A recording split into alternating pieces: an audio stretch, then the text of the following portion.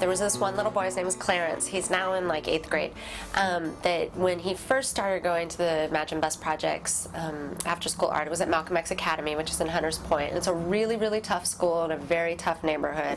So this little boy Clarence, he's just a great kid, but like so many other kids that the only way they know how to get attention is sort of negative attention. And so he would act out all the time. He was always throwing things and yelling and just, was a handful. And he started going to our program and got a lot of one-on-one attention from the teaching artists there. And then they started doing sculpture with him. And sculpture really, really speaks to youth, to kids. I think it's just the building stuff with your hands.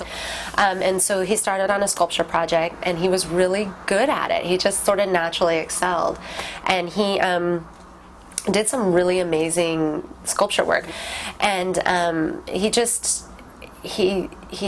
I guess I saw him a couple of months later, and he was so much calmer and happier. He was just all smiles. He then actually ended up transferring out of that school to a private school. He's doing really, really well. The Imagine Bus project was founded by a woman named Susan Little, and she had this mission to bring arts to underserved children. So she started with one bus and started driving around neighborhoods in San Francisco and really pulling up to playgrounds and inviting kids to come up off of the streets and onto the bus and do some creative projects. These kids are coming out of these schools and these programs that are, I think, depressed. You're walking into their school and it's all gray and there's no color and it looks like a jail and fluorescent lighting, and then you bring them into our bus and it has all art on the walls and it's, like this little gypsy caravan, and they get super excited. There's an automatic change in them once they're in a different environment, their behavior changes as well. In 2004, we switched our model to partner with existing after-school programs and community organizations. So now we go into the classroom. Oh, it's been a wonderful experience because they bring beautiful art and the curriculum ideas for the children to have fun while they're learning. Also because they are also implementing a literacy program, and the children are being exposed to very interesting ideas in art. And the reason that it started, back even when Susan did it, was just that, arts education is being cut back everywhere. Most of the schools do not take the arts as something that's available for everyone, and often I see that most of these students do not think that art's for them. And they want to see an outcome. They want to see, okay, here's A to B to C to D, and here's our product. And only when there's a product does it really have meaning and worth and value. So what this program does is it instills in the process and your emotional journey as a kid or a human being, rather than a direct product to be sold, to be put into a gallery and to have a label and a stamp on it. And one of the things that is unique about us is that we're a small agency.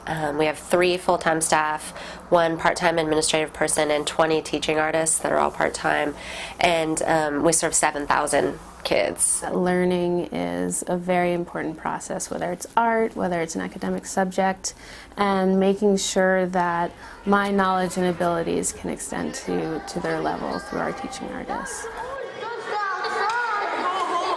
Just over the years, I've seen the power that the arts has in the lives of underserved youth. Again, I think it's the one time you go, they'll do photography for a semester and then have an exhibit, and when the kids show up at the exhibit, they're in suits and ties, and I mean these are like 3rd graders. They're so cute and they're just beaming. Their faces just glow because it's, again, they just feel accomplished.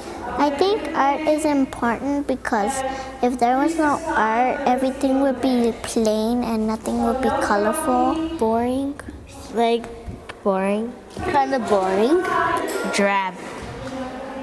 Really drab. And bogus. Pretty boring, I think. Like, I'd probably focus a little bit more on academical things, but it wouldn't be that fun. We have to add like more like fun to like instead of like reading math, all the subjects all the time. Literacy. In San Francisco, the dropout rate for African American youth and Latino youth is almost 50%. And I know for me in high school, it wasn't school that kept me there. It was the stuff after school. I think other classes that don't have arts classes should have art classes because they should have time to draw and have fun. Because it's fun and like you could learn more. Critical and analytical thinking can be taught. I think,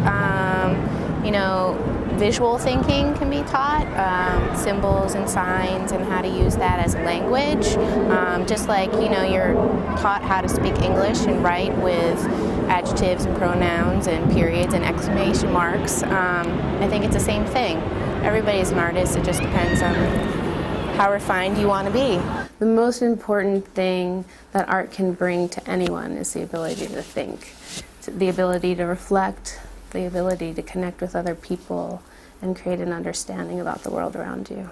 I think that the written language is really powerful and strong, but I think that it's you have to add all of the ingredients in order to make a whole human being. I think they should have art programs because they could like express their feelings and fantasy, and they could just put it on paper. And culturally, sometimes, not all the time, the kids are able to express freely, and especially that the marching band let the students choose what they want to do, and they're very open-minded about the project that they're doing, so it's just very beautiful. I think we should have art in school because some kids, they have a bad school day, and art could make them feel a lot better so they won't be as sad. I think it helps other kids because some people think my drawings are pretty, and when they look at it, they smile.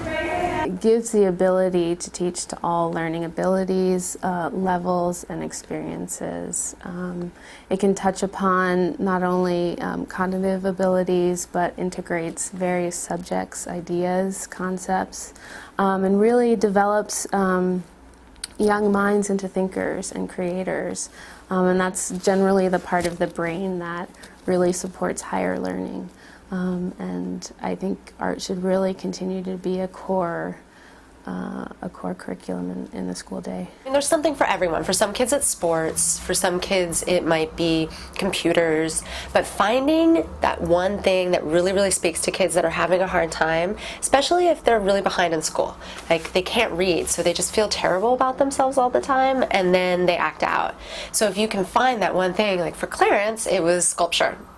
And if you can find that one thing that really helps to channel that energy and they can actually feel good about themselves, it just can make just a profound difference in their lives.